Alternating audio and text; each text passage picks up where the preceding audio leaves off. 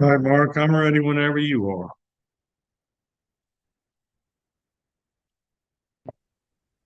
All right, Shane, thank you so much. We'll be ready in about 5 minutes.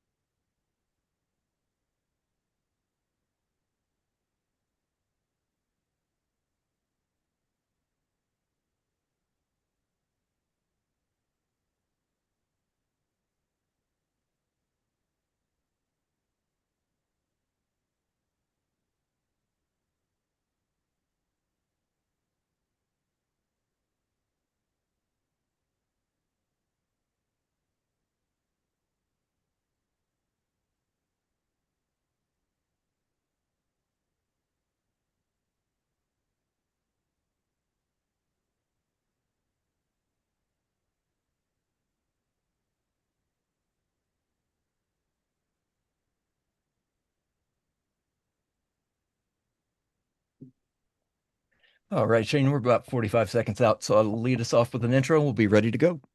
Sounds great. Thank you, Mark. You're welcome. And welcome back, everyone, to Money Show's Virtual Expo Fixed Income Forum. We are pleased to welcome Shane Schonefeld, CEO of Crown Exploration.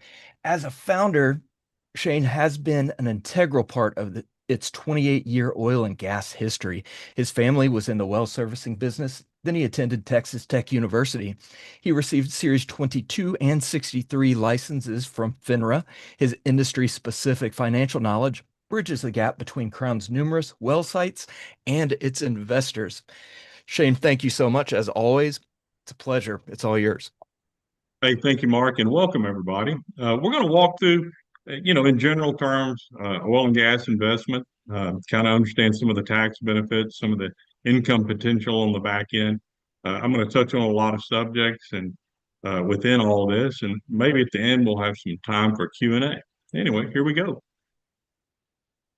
Why choose Crown Exploration? Well, one, I think it's experience you can trust. We've been around for 28 years, be 29 in January. We've drilled over 230 wells across 5 states. We use responsible development. We focus on proven fields. We utilize modern technology and efficient drilling technologies as well. Uh, these types of investments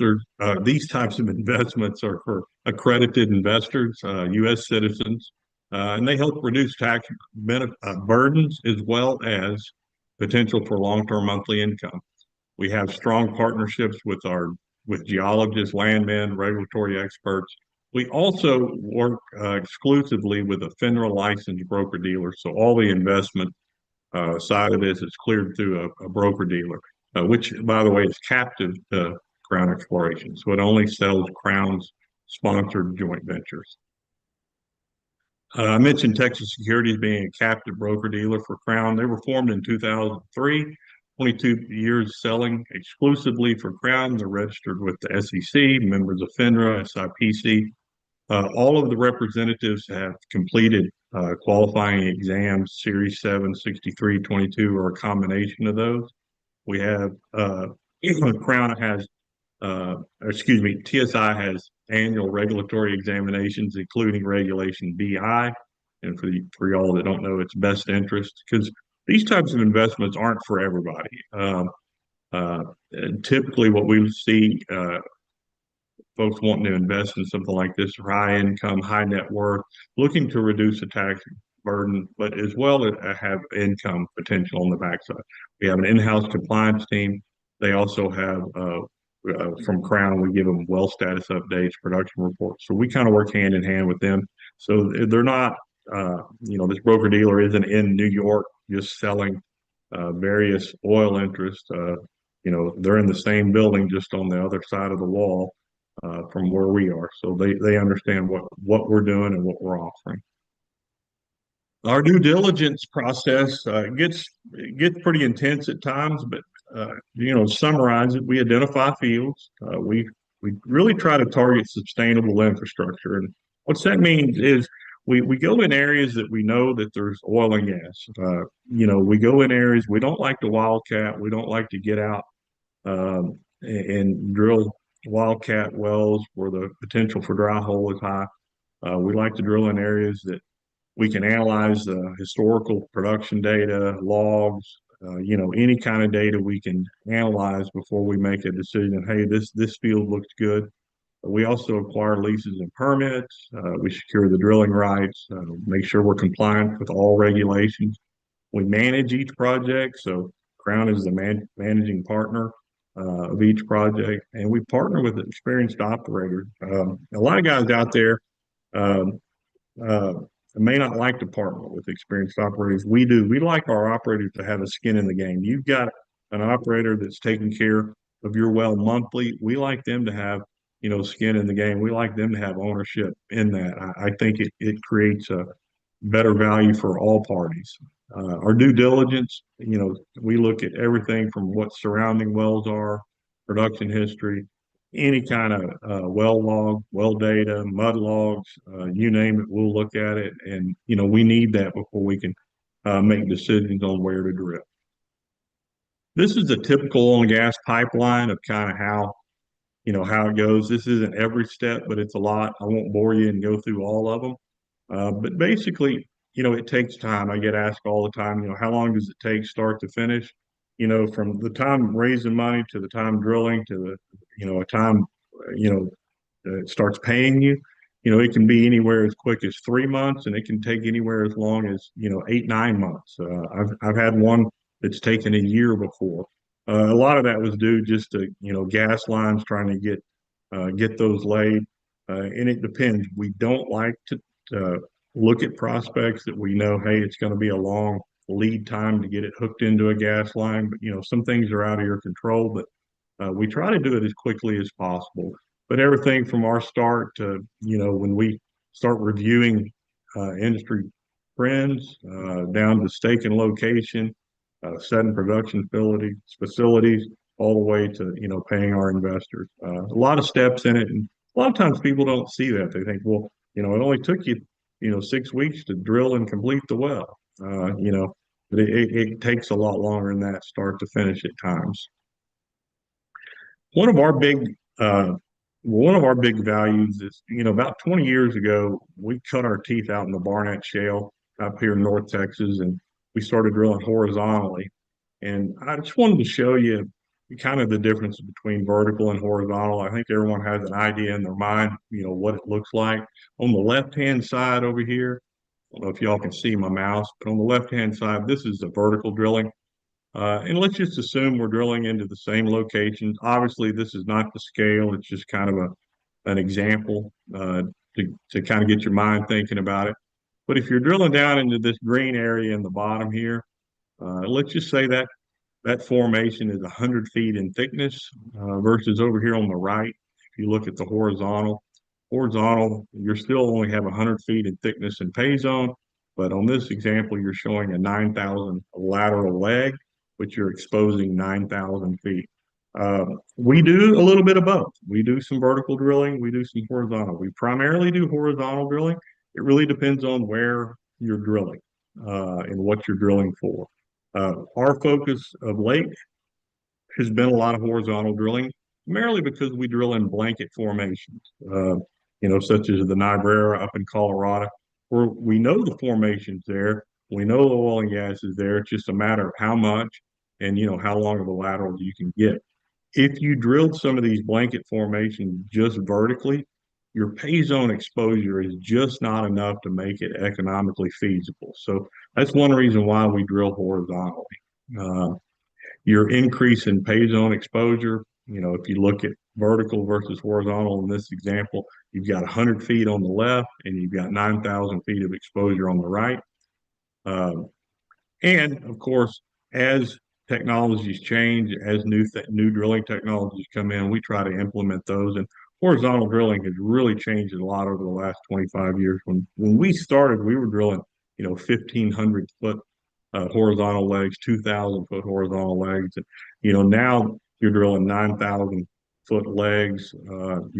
They're even doing some horseshoe legs now, where they're going out 9,000 and then turning around and coming back. So pretty neat stuff. A lot of things. But I wanted to show you guys this, just so you get an idea of, why horizontal versus vertical, or why vertical versus horizontal. Let's talk a little bit about tax incentives. Even beyond, your initial investment, there are other tax advantages, and that's typically what our partners look at. I won't bore you with all the reform acts, but even beyond the first year write-offs, active income deductions can be taken, since the Tax Reform Act exempts oil and gas working interest from being classified as passive income, as well as the small producers tax exemption, whereas 15% of your gross income uh, from oil and gas is tax-free. So I'll always recommend this. I'm not a CPA, I'm not an accountant, but I would always recommend consulting with your own tax advisor, before making any of these investments, or making sure that, it's something that could suit you. But basically, the Reform Act of '86 says, hey, oil and gas is uh, exempts its working interest from being classified as passive income. And active versus passive, I think we probably all know that, but your passive activity, uh, you can offset. The act also provides the working interest in oil and gas drilling programs is not a passive activity, so deductions can be offset against business incomes, salary, capital gross incomes, etc. And then lastly, the small producers tax exemption. That's the one where 15% of income from your working interest from an oil and gas well is tax free. Uh, it's only for smaller companies, companies like Exxon, Chevron. They don't qualify for this exemption.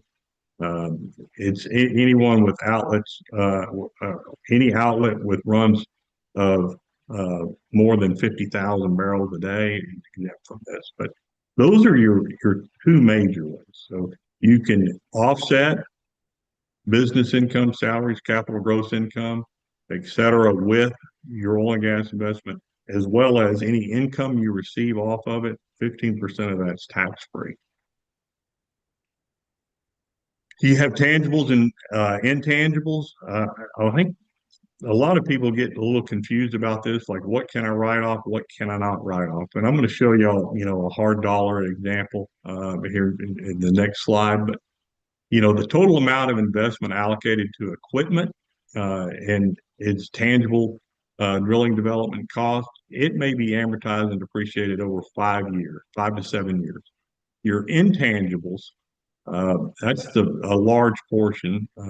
It's hard to say exactly because depending on what was spent and the timeline it was spent on, but typically it's around 75 to 85% of your initial investment is deductible during the year paid or the year incurred. There are some limits on that. If you invested in 2025 and the well was not drilled till 2026, you can still qualify for those, but it needs to be drilled before March. I think March 15th actually. But typically your intangible drilling costs are deductible the year incurred or the year paid. And the tangible drilling, those are amortized over the next 5 to 7 years. Now on this slide, it may make a little more sense.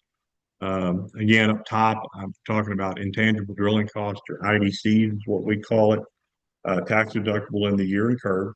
And your tangible drilling costs, that's the balance of your investment, 100% tax deductible over the 5 to 7 years. At the bottom here, this example, it's investment, 1 unit drill and test only, 215,000. Your intangible drilling costs on this example, 85%. So remember I said the year incurred, a large portion of your investment, 85%, that's 182,750. If you're 37% tax bracket, your first year tax reduction is 67,618. And your investment net tax reduction, 147,382. Again, talk with your CPA, make sure this is something that, could benefit you or there's something that you need. Also, remember your depletion allowance or your small producers exemption, 15% of production income is tax-free over the life of the well. And these are active income deductions, and they can be taken against business income, salaries, capital gross income, as well as interest income. And again, this is just an example of a drill and test of 1 unit, 215, 37% tax bracket, and this is kind of your savings. And it'll vary. Not much though. I mean, these examples are pretty close to what you would typically see in an oil and gas investment. Your potential monthly income. I've got two slides here. Up top, I have listed as gas. I'm using $4 gas, $65 oil. Oil's a little high. It's a little lower than that. A few months old. As you can see, and I'm sure we all know, your income from an oil and gas well depends, on two things at a bare minimum. It depends on what's the current market price for your oil or gas, and how much are you producing, per day. And what we show here is up top, we've got 5,000 MCF down to 0. That would indicate a dry hole. So if, it produced nothing, then there was nothing. And as well as the oil, we have 400 barrels all the way down to 0. And you can kind of pick your poison there. We're really pretty heavy in natural gas right now. I'm not really drilling much oil and haven't for the last year or two. Pretty bullish on natural gas between AI needs, power consumption, et cetera. Prices have been rising and have been pretty stable. Oil's a little more volatile right now. I'm not saying we'll never go back to oil, but right now we're sticking to some natural gas. So we'll look at natural gas. We'll take the middle number here. If the price is $4 per MCF and we produce 3,000 cubic feet, you're looking at a 23.59% cash on cash return annually on that. Anyway, y'all take a look at that. It's just kind of a quick view of what you could expect or somewhere in between of potential monthly income.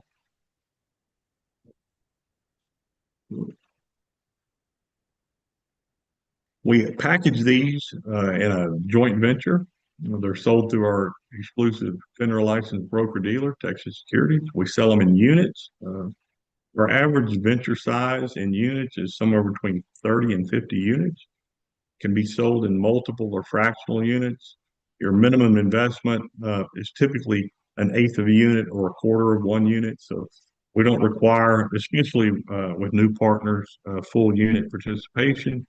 If you did participate at a full unit, they come in approximately around 300,000, give or take, for drill and test completion. That's all three. Our investments that we put together are in two forms. The first form is drill and test, and the second one is completion. After we drill the well, we think it's commercially viable, we'll call for completion. So, say your unit price for drill and test was 200,000 and you had 100,000 in completion, we would call for the 200,000 up front. We would drill, test the well. If we complete the well, then we would call for the additional monies. They provide aggressive tax benefits. 1% of your investment is an active deduction from gross income over the life of the well, and your monthly income is based on monthly production. And I always need to add this: it's based on monthly production and market price. But what can you expect from us? Well, we've had 28 years of experience doing this. You'll have access to our premium field in Texas, Oklahoma, Colorado, as well as Montana. We offer responsible resource management. We apply new technology in proven areas. We operate with a licensed broker-dealer.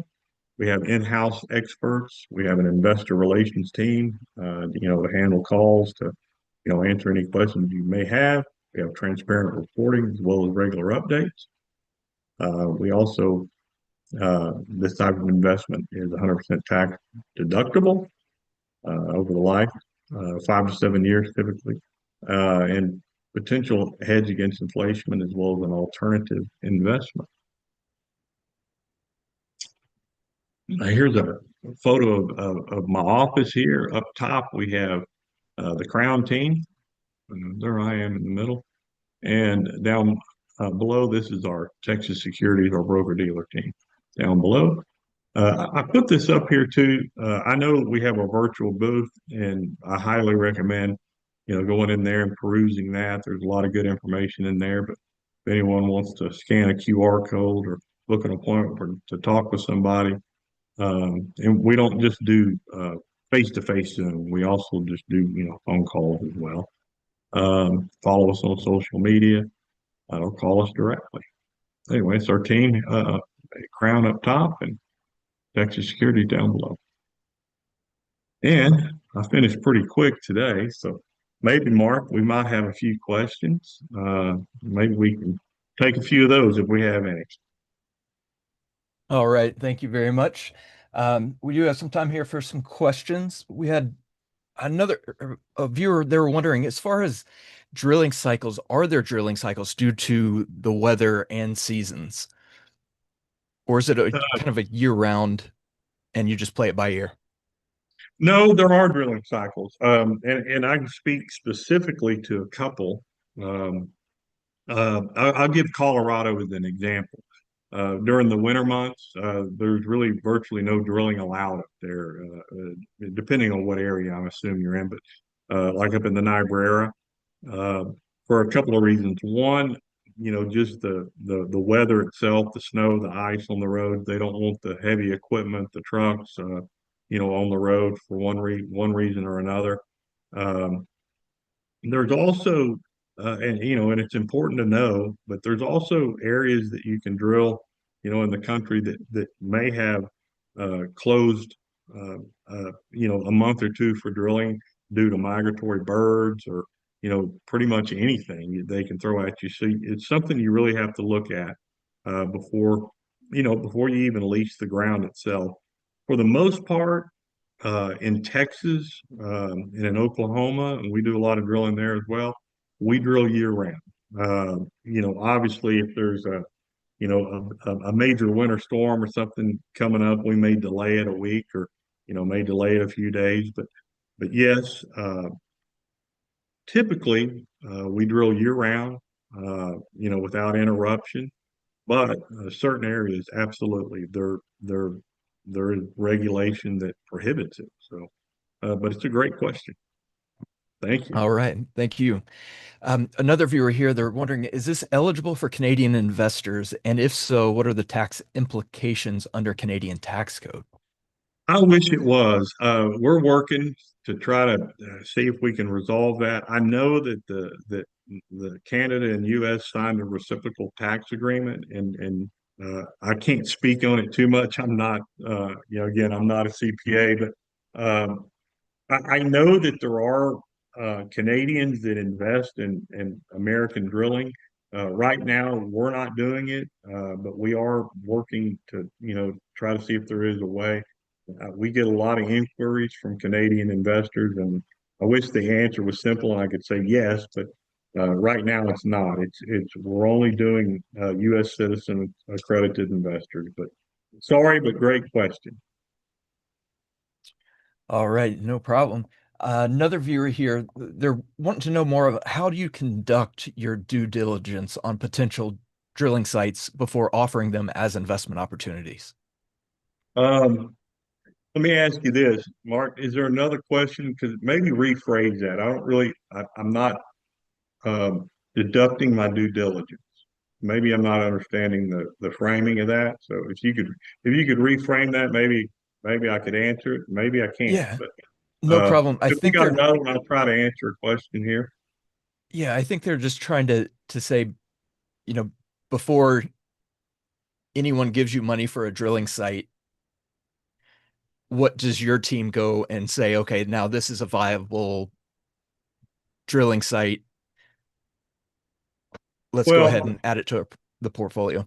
okay, I think I understand. Well, I mean, there's a lot of due diligence that goes into play. For instance, we probably have five or six different areas that we're looking at any one given time. And, you're continually updating those files to gather information to validate, what you think's out there. There in oil and gas, anyone that tells you any different, there is no guarantee. I mean, obviously, we try to go into areas that we know hold oil and gas, or we know that are viable, but there is no guarantee that there is, or everyone would do it, or it'd be a lot easier. But as far as the due diligence goes, it's a lot of reams of paper that are gathered and gone through, such as logs, such as uh, even talking to other operators, that's one thing I think that we've done very well since we were, starting out is I don't mind looking across the fence and seeing what, other guys are doing or what the major guys are doing and trying to get any kind of scoop we can on what's working out there and what's not. Because a lot of that trickles down to us. We don't have, $1 billion drilling budget like, a big major company. So a lot of the technology that they're using, I may not see that technology for a year or two, before it trickles down to me. But if I can talk to the right people, I may be able to get my hands on some of that. So we do pretty much anything. Nothing is as simple as just saying, "Hey, I think we'd like to drill in this area." I wish it was, but it's not. So most of it, most of the due diligence, and it goes, a long way back. I mean, you have to get the mineral owners, you got to get the lease set up, you've got to get, and before that gets done, you need to have a pretty good idea of what the geology looks like. What's the subsurface geology look like? Is there any seismic that's been run on it? Is there any historical data on, well logs? Has there been any wells drilled on it? We get a lot of information from that because a lot of the areas that we drill these areas may have been developed back in the 40s, 50s, 60s, even 80s, 90s, if you will. Uh, and a lot of them may have been drilled vertically and they produced and no longer producing anymore. And you say, well, why in the world are you going back into there? Well, because, cutting into it horizontally and exposing, greater amounts of pay zone makes these areas, viable.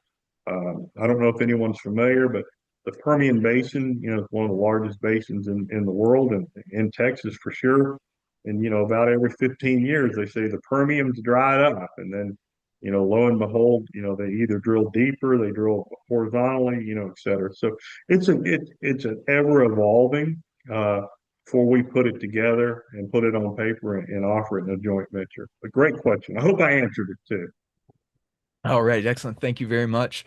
Um, Another viewer here, there's they're asking, how does the company maintain transparency and keep its investors informed at project progress, financial performance, for example, K1s? Well, um, I can tell you our K1s have never been late in 28 years, knock on wood. Um, as far as uh, drilling reports, it's all available online, as well as we do email. We used to do fax back in the day, but we do email. Um, I think it's way easier today to be transparent than it was 28 years ago. And I'll tell you a couple of reasons why. One, uh, cell phone technology is so great. Wi-Fi is so great now.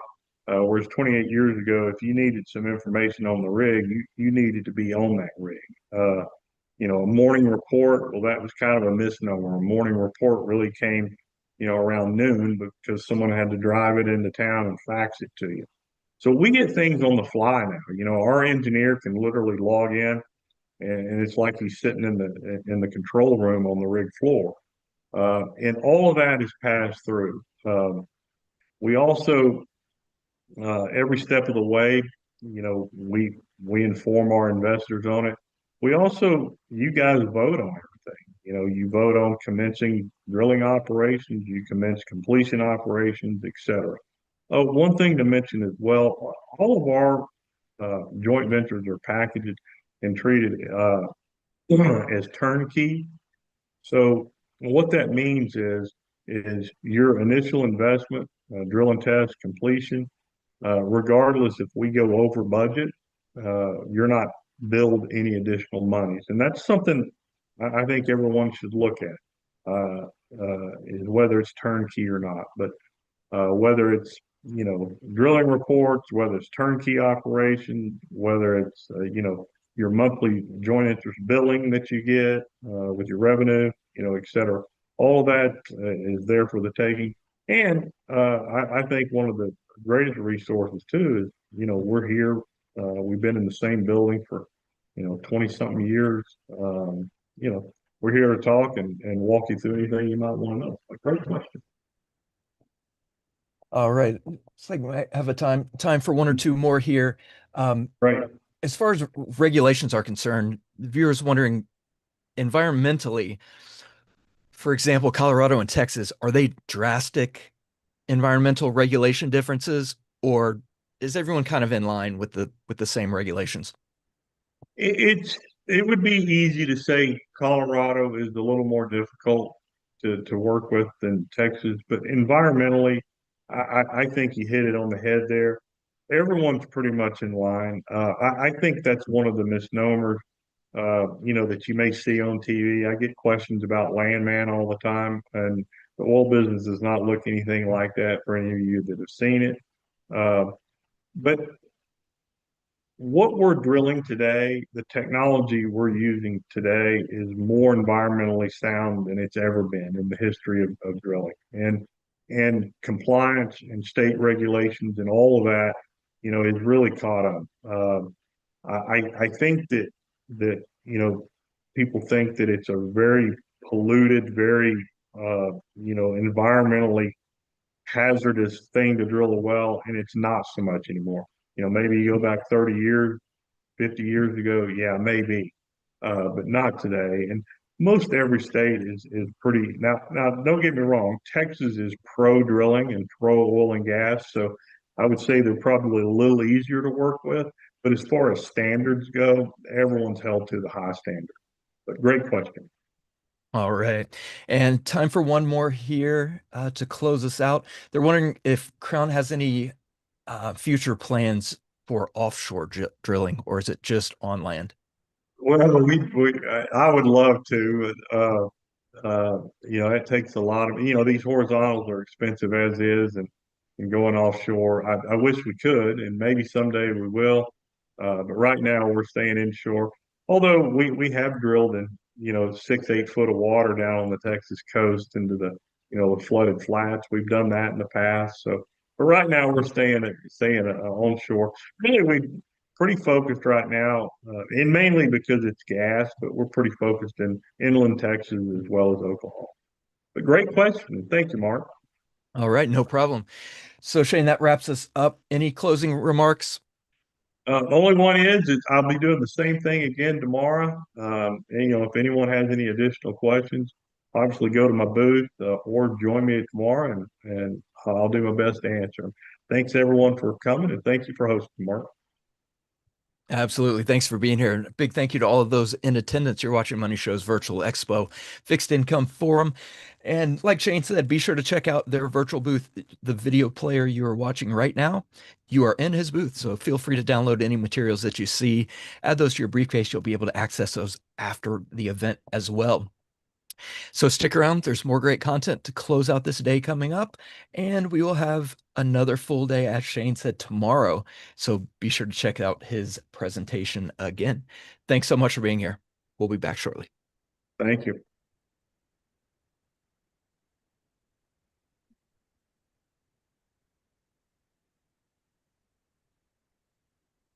All right, Mark. Thank you. All right. I'll Thanks, see you sir. Have a tomorrow. great one. You too. See you All right. tomorrow. Bye.